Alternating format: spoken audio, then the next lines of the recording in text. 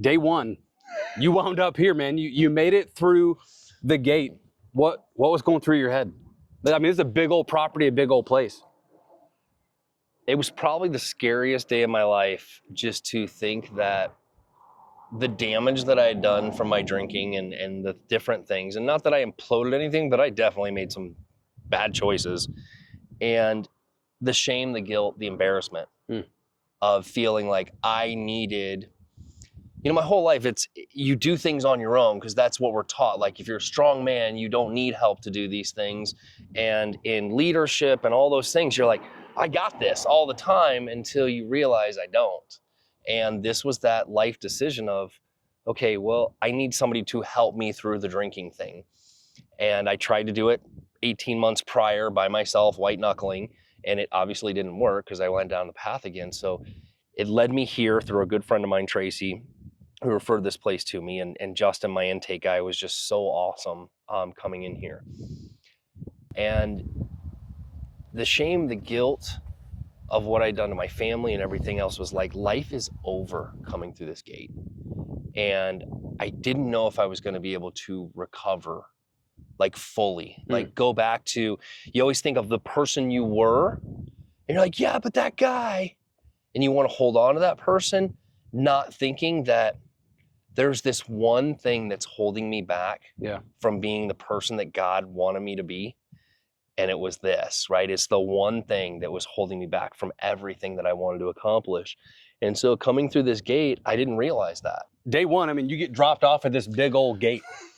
I am sure it's intimidating. I'm sure it's all kinds of crazy things in the head. But I really want to know, did it feel liberating when this gate opened and you're like, okay, a safe space? Or did it open up and you were like, oh, dear Lord, I'm going to be stuck here? The gate opening and gate closing was realistically felt like the end of life as I knew it. And part of that is you hang on to the person that you were. And that is where it kind of goes into like, I'm giving up everything in life and I've screwed things up and I'm embarrassed, I'm ashamed, and it was expensive, and all the pieces that you're just going through. And you're just like, you just don't even want to face it. But you know that you have to deal with it. And so previously I tried to stop drinking. A couple of years before that, I white knuckled it for 18 months and it never stuck. And part of the reason was because I never did the work. And I think so many people come through this feeling the same thing, but they try to live still in life and fix their problem. So like here at Soberman's, you can work, you can bring your laptop and your phone and work. And what I saw guys doing while I was here was they weren't fully engaged. They're still living one foot out the door and one in. Yeah. And so I was grateful that the place I was supposed to go to was a complete disconnect. So I chose to maintain that disconnect with no laptop, no phone while I was here, and completely being disconnected from everybody, including my kids and my wife. And there were some check-in calls, but it wasn't an everyday thing. And I just had to live with the fact when I came in this gate that either my world was going to be burnt down, I had to build it up when I got done, or life was just going to be over, including like whether or not I was going to be welcome home, whether or not my wife would still be with me, whether or not my kids would talk to me, whether or not my staff would still be there.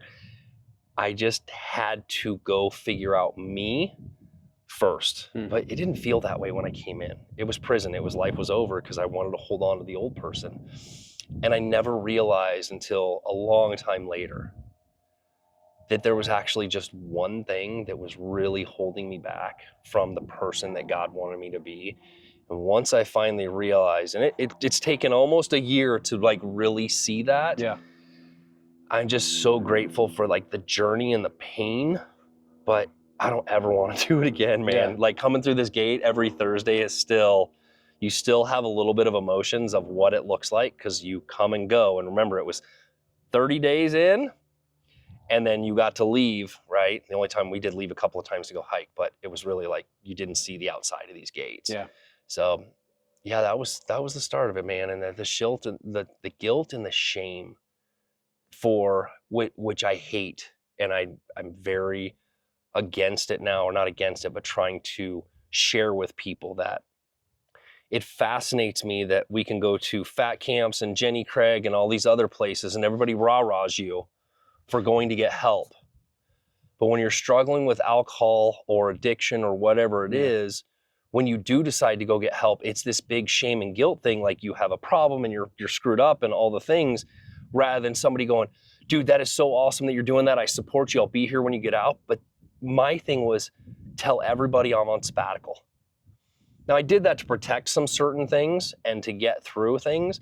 And I'm grateful that I did it that way, because when I got out, it took me a while to get a little bit more proud of what I did. And it is just so freeing now. And it's just working through it.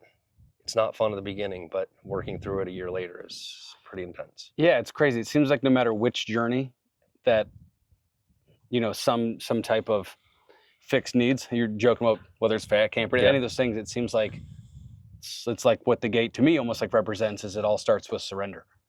Yes. It's that choice of being like, it's either going to cost me everything. I mean, it costs you everything either way. So it's like the choice to walk through. It's like it starts with surrender, being like, all right, I'm going in. Yes. Surrender is such a great word, and it's so powerful if you can get your mind wrapped around it. There's so many people that I have seen through this process, including myself, like my own personal story, is that I didn't truly surrender the first time around. I still wanted it so much, but I was like trying to do the publicly be proud of me, I'm sober. And now it's just more about living. Yeah. Very clean and very healthy and in a way that is different. But I had to surrender that. And so many people, it's hard to really surrender.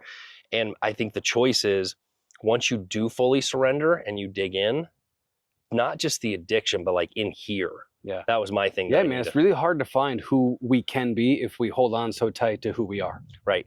And it's, you walk through this gate and you don't know what you're going to get. So it took me about 24 hours to sit and kind of see.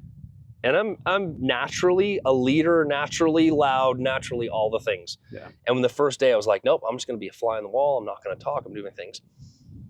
And it was interesting because in the first day, we had 10 guys in the house.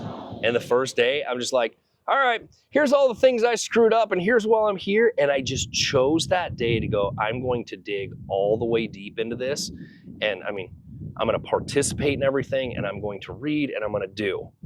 And that's all I could do, is just go all in as hard as I could. And that really is part of the success. Is like, I listened to all the things rather than going, that sounds stupid psychologically, like just learned. And I think the surrender part was just, I'm going to go deep, I'm going to work it and kind of work through it. And so that has been my experience here. Yeah. Once you surrender and really figure out like, this is what I want for my life, every day it gets a little bit easier. Well, I'm excited to see it, man. Yeah, show me around and talk me through your process. Let's do it. And let's see some things. How do we get in this gate? I don't want to climb this thing, man. Where's my phone? Seems like a bad idea.